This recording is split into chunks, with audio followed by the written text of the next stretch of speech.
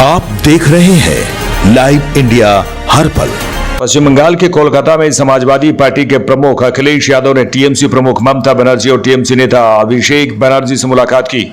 Samajwadi party प्रमुख अखिलेश यादव ने इस दौरान बीजेपी पर जमकर हमला बोला। कहा कि बंगाल में जो हुआ है, लोकतंत्र को नष्ट करने का रास्ता निकाला है। लोकतंत्र को इतना नुकसान किसी ने नहीं पहुंचाया होगा जितना बीजेपी ने पहुंचाया है। उन्होंने कहा है कि बीजेपी की आंखों में दीदी खटकती है, ये नारी को कभी बढ़ते हुए नहीं देख सकते। यहाँ मतदान हुआ जरूर है, लेकिन लोगों ने अपनी इच्छा से कम दबाव में ज्यादा मतदान किया है। चुनाव हम सब ने देखा और चुनाव को बहुत करीब से मैं इसलिए देख रहा था क्योंकि जिस तरीके से बंगाल का चुनाव होने जा रहा था और जो भाषा, जो व्यवहार भारतीय जनता पार्टी का था और पूर्व में भारतीय जनता पार्टी ने जो जो बंगाल में किया है, उत्तर प्रदेश में उससे कम किया उन्होंने, लेकिन ट्रायल वहीं पर किया।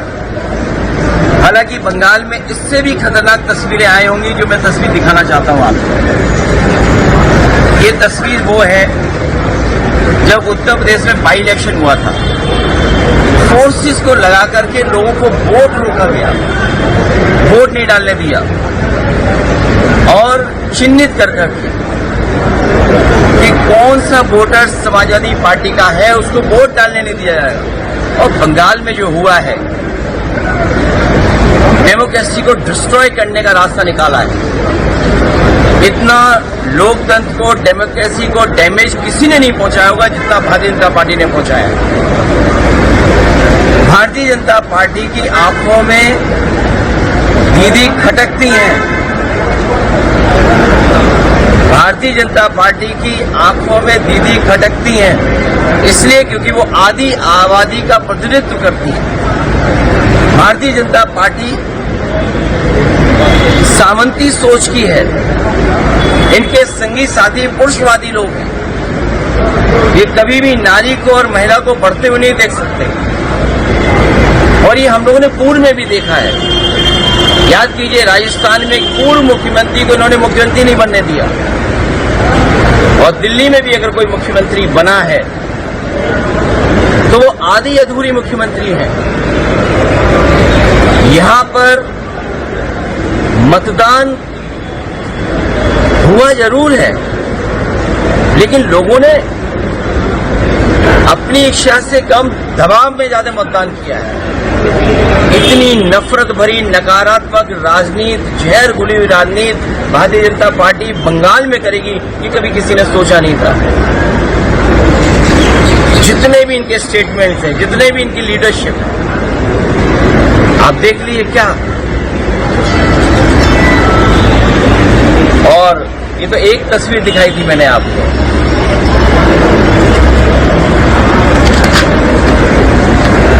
दूसरी तस्वीर भी आपको याद होगा दूसरी तस्वीर। ये मल्टी लेयर इलेक्शन माफिया की तरह काम हुआ है, जिसमें जितनी भी संस्थाएं थी जिनका काम यह है कि निष्पक्ष चुनाव हो, उन तमाम संस्थाओं ने अपना क्रेडिबिलिटी खो दी। कोर्ट वायलेंस देखा जा रहा है जगह जगह, कई सारी घटनाएं देखने को मिली हैं और हालांकि दावा यह किया जा रहा था कि चुनाव के बाद ऐसी कोई स्थिति उत्पन्न नहीं होगी। भारतीय जनता पार्टी अराजकता पहले ऐसे ही काम करती है और यहाँ पर तो ये भरोसा दिलाया था कि न जाने कितनी कंपनियां यहाँ पर रहेंगी जो चुनाव के बाद भी सुरक्षा व्यवस्था को संभालेंगी। आखिर वो कंपनियां क्या है? कहीं ऐसा तो नहीं कि 15 दिन की छुट्टी दे दी गई हो उनको। शुभेंदु अधिकारी का जो पीए है उनसे भी उसको भी मर्डर किया गया है ऐसे एलिगेशन से। अब सेंट्रल कोर्ट्स और ये विजिलेंस का ये सवाल दिया है। किसी के करीबी की जान जाना या पॉलिटिकल वर्कर के साथ व्यवहार होना और टीएमसी की पार्टी कार्यालय को जलाना, उनके कार्यकर्ताओं के साथ ये व्यवहार करना, ये जिम्मेदारी किसकी है? आप ये सिक्योरिटी देने की जिम्मेदारी किसने ली थी? इलेक्शन कमीशन, देश के होम मिनिस्टर तो उन्होंने ये कहा था कि हम लाखों सेंट्रल फोर्स भेजी है। सुनने में आया 3 लाख से ज्यादा यहाँ पर सेंट्रल फोर्स भेजी गई थी और एक पैरेलल स्ट्रक्चर क्रिएट किया गया था, पैरेलल स्ट्रक्चर। और उसमें बड़ी संख्या में यूपी के भी लोग थे, बड़ी संख्या में। और हमारी तो जानकारी में ये भी है कि बंगाल का चुनाव जो सेंट्रल फोर्स आई थी वो यूपी की आई थी, बिहार की आई थी, जो बॉर्डर्स थे वहां से खाली कर करके यहाँ लेके आए थे। जब यूपी में चुनाव होगा तो बंगाल की फोर्स, आसाम की फोर्स, नागालैंड की फोर्स, अरुणाचल की फोर्स जाएगी। सिर्फ यहाँ पे बंगाल में सोशल वायलेंस देखा जा रहा है। बिहार में आज मंत्रिमंडल विस्तार हो रहा है, तमाम बड़े नेता मंत्री वहाँ पे शामिल हुए, लेकिन उस घटना को लेकर के सवाल लगातार उठ रहे हैं। कौन जिम्मेदार इसके लिए? नकारात्मक राजनीति कौन करता है? हत्या करके राजनीति कौन करता है? और बीजेपी पे सवाल बहुत हैं। आज जब हम और आप बात कर रहे हैं, नोएडा में ही एक की जान चली गई।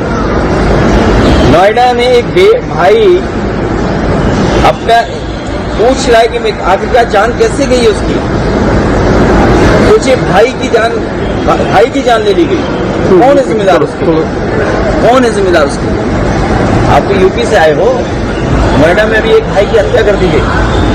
कल गाजियाबाद में बैंक डकैती हो गई। कौन है जिम्मेदार उसके? लेकिन लोकतंत्र को इतना लूटा किसी की सरकार में नहीं गया। ये पहली बार दिखाई दे रहा है कि Bharatiya Janata party, election commission दोनों मिलकर के काम कर रहे हो। चाहे एसआईआर किया हो, चाहे एसआईआर के बहाने जो टारगेटेड वोट काटे गए, और वो तो आंकड़े आपके पास भी हैं, जहाँ ज्यादा वोट कटा है और बीजेपी ज्यादा जीत गई। ममता बनर्जी ने कहा है कि हम इंडिया गठबंधन को मजबूत करेंगे और अब लड़ाई सड़कों पर होगी। इसीलिए मैं दीदी से मिलने आया हूँ।